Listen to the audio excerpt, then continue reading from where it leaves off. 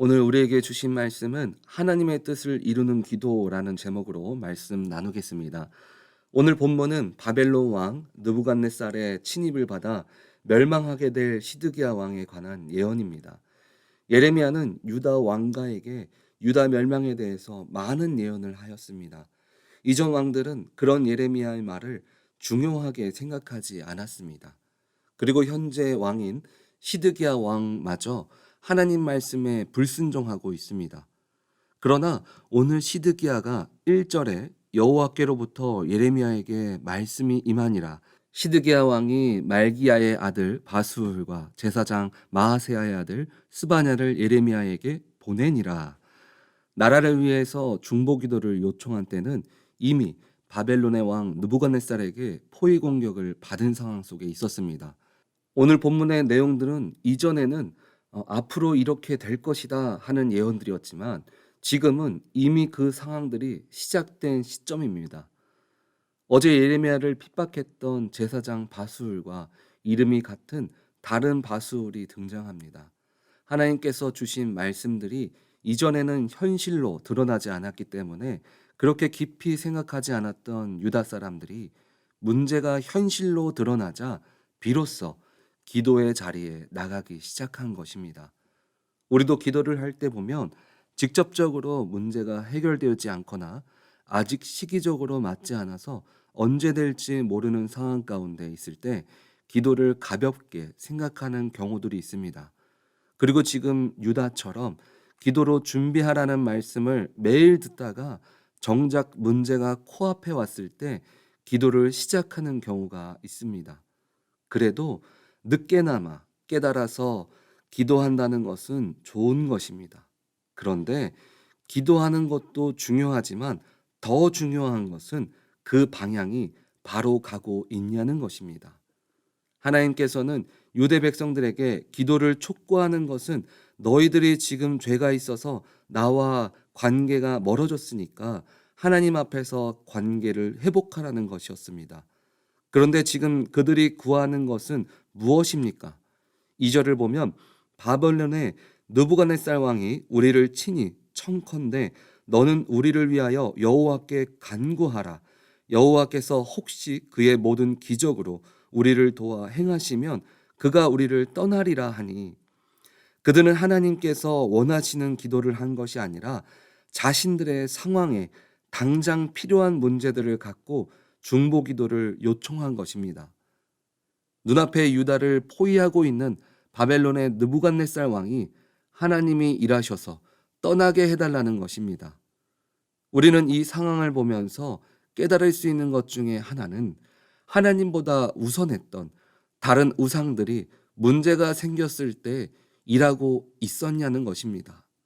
마치 세상의 물질이 전부이고 명예가 전부인 것처럼 내가 눈에 보이기 좋고 행복하다고 느꼈던 하나님보다 우선되었던 것들을 그것들이 문제가 생겼을 때 나에게 아무런 힘이 되고 있지 않다는 것입니다.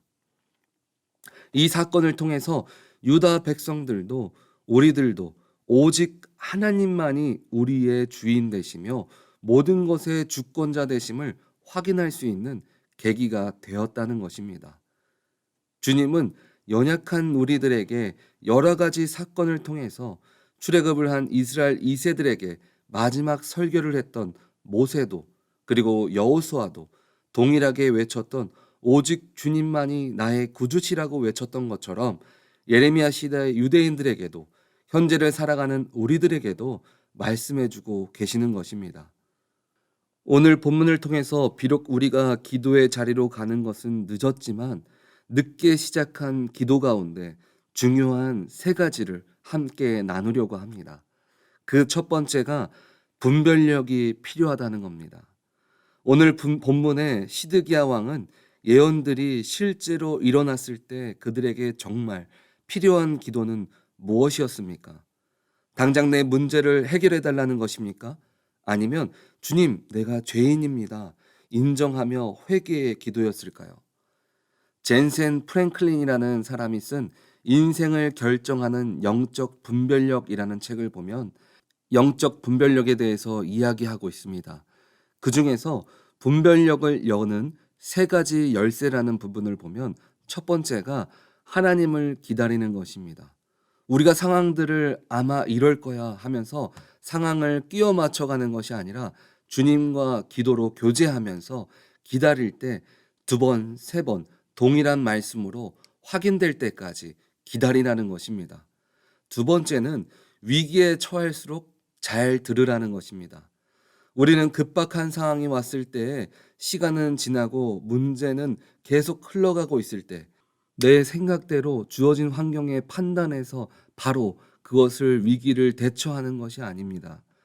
사울 왕이 백성들을 모아놓고 전쟁을 나가야 하는 그때에 제사를 드려야만 하는 그 시점에 제사장인 사무엘이 늦게 오자 백성들이 한 명, 두 명 전쟁 가운데 흩어지고 빠져나가는 그 모습을 보자 본인이 직접 나서서 제사를 드리는 그 모습을 우리는 볼 수 있습니다.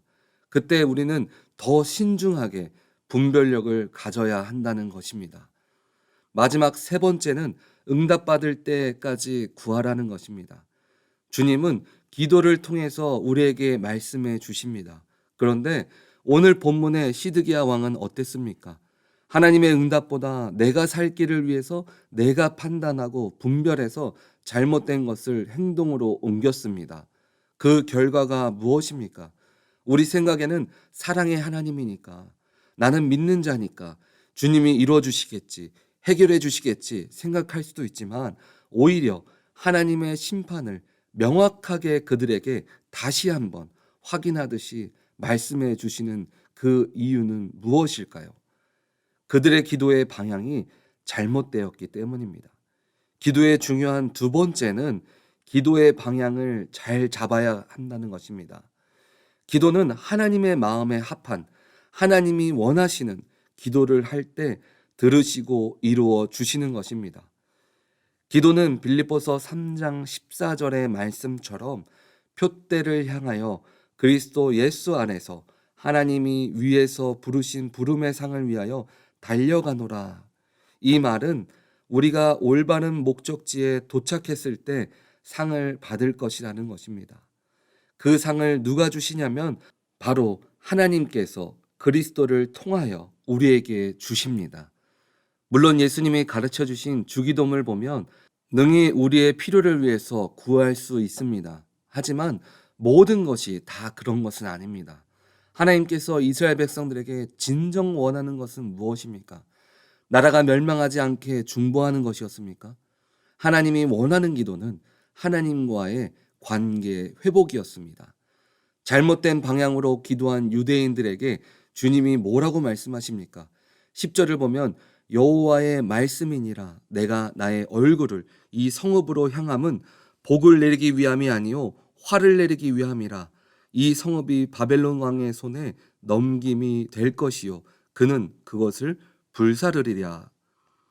그래도 하나님은 사랑의 하나님이시기 때문에 분별력 없고 방향을 제대로 알지 못하는 이스라엘 백성들에게 잘못된 것들을 직접적으로 말씀해주고 있는 것입니다.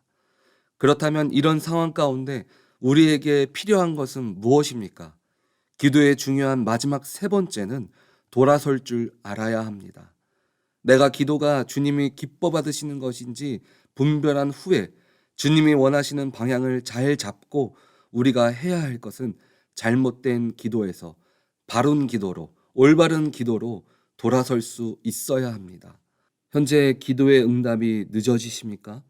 때로는 우리가 믿음으로 그 때를 기다려야 하지만 내 기도가 하나님이 원하시는 기도인지 분별할 줄도 알아야 한다는 것입니다. 만약 잘못된 방향으로 우리가 기도하고 있다면 올바른 방향을 바로잡고 내가 뜻하는 것이 아닐지라도 우리는 바로 바른 목적지를 향해 돌아설 수 있어야 합니다.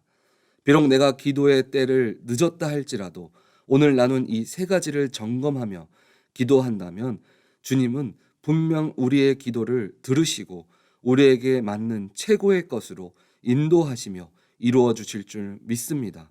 우리 오렌지 한인교회 모든 성도님들은 영적인 분별력과 올바른 방향으로 전진하며 기도할 때 이루시는 하나님, 인도하시는 하나님을 다 누리시기를 주님의 이름으로 축원드립니다. 아멘.